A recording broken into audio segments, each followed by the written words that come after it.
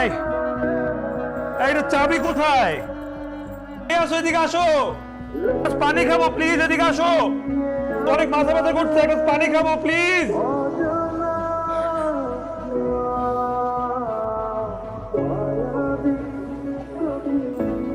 ছিলে তুমি এত ডাকাডাকি করো, কেন আসছো না? মায়ের কাছে ছিলাম। আমি ভালোই গেছি, আমি সব মনে করছি, বিশেষ করে সব। এক রাতেই ভালো হয়ে গেছো?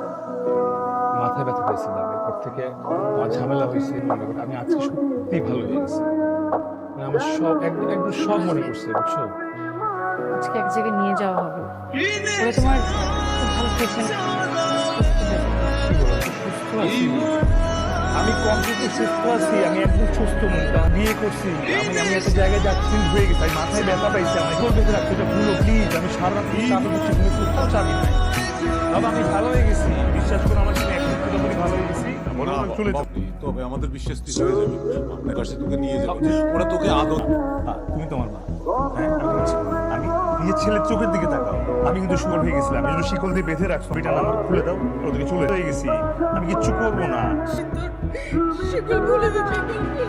শিকল ছিলাম পাগল, তোমার একটা অ্যাক্সিডেন্ট হয়েছিল, আমি বুঝতে পারছি, আমার নাম রাশিদুল ইসলাম, বাবা আনোয়ারুল ইসলাম, আমার স্ত্রী মুনতাহা, হ্যাঁ আমার সব মনে আছে, আমি একটা অফিসে কাজ করতাম, আমার যেদিন একটা কোথাও যাবো না, ছাড়েন, হাত ছাড়েন প্লিজ, হাত ছাড়েন প্লিজ, হাত ছাড়েন।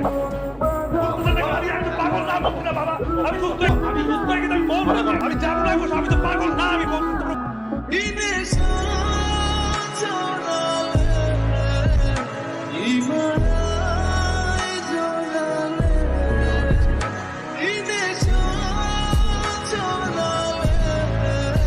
তোমাকে আমার ছেলে আর কেউ জানে না, সুস্থ হয়ে যাবে, আমার কাছে ফিরে